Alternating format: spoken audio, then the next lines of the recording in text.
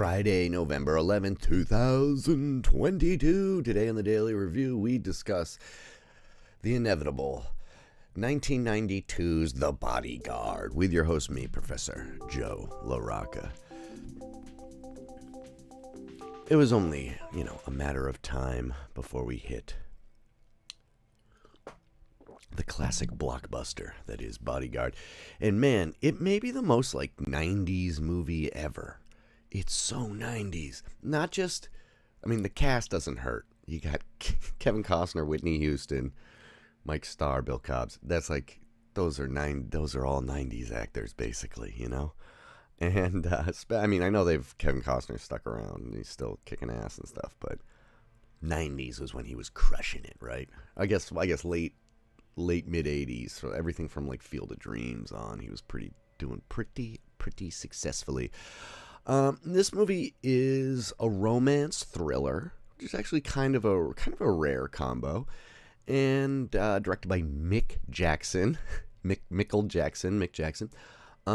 And it is about a bodyguard, Kevin Costner, who has worked for the Secret Service and for all sorts of elite business people as their bodyguard in the private sector after having worked in D.C., and Bill Cobbs comes to him and is like, hey, you need to protect Whitney Houston, who's a really famous movie and music person who's really blowing up. A little meta, right? And people are coming at her, quite literally. Somebody breaks into her house and jizzes on her bed. So they're literally coming after her. Anyway, it's pretty clear who the bad guy is. I don't know, there's a red herring, and then you're just well, which I won't spoil. But anyway, I kind of think Kevin Costner is a bit miscast in this, because he's supposed to be a little bit disheveled and also lethal, but also clean cut. He has a samurai sword and he has an El Camino, but then he has really clean cut hair. I don't know, there's just some contrasting production design surrounding Kevin Costner. In his apartment's all dirty and he eats out of the pot, and some of those things, and that just specifically in El Camino is I don't know, it feels like they wanted Mel Gibson, that's what they wanted the character to be.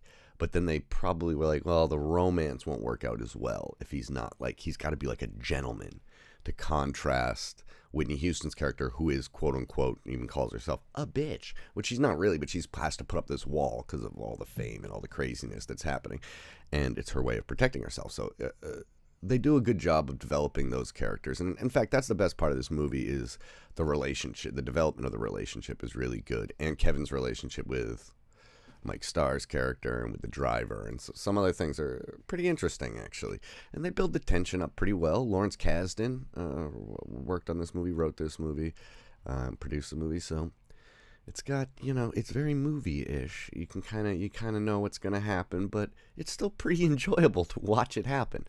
So that's what's I kind of found interesting about it, because I watched the first 15 minutes to see, because I hadn't seen it since it came out.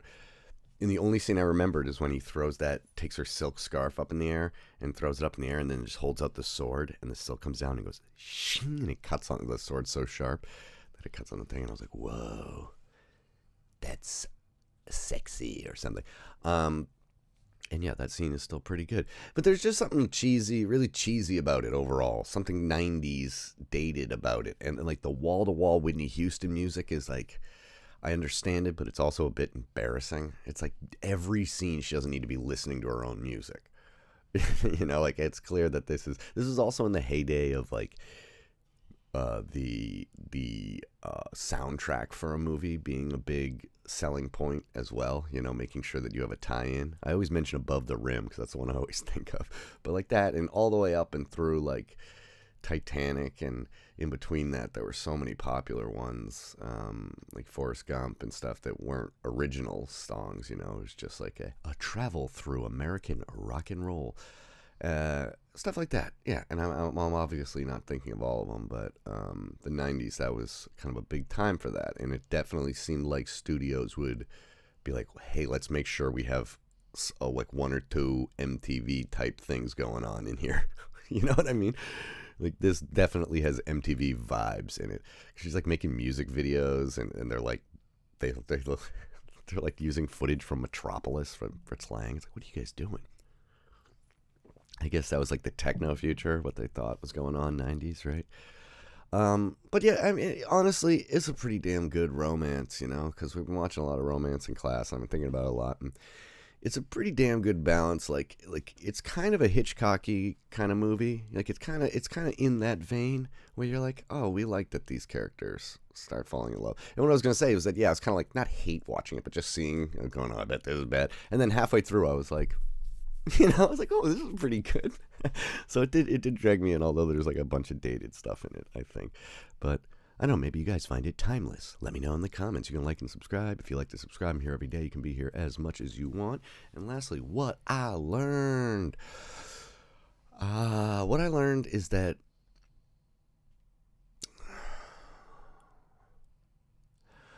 the 90s weren't ashamed of themselves. And that's kind of nice. I don't know what I mean by that. Talk to you tomorrow. Bye bye.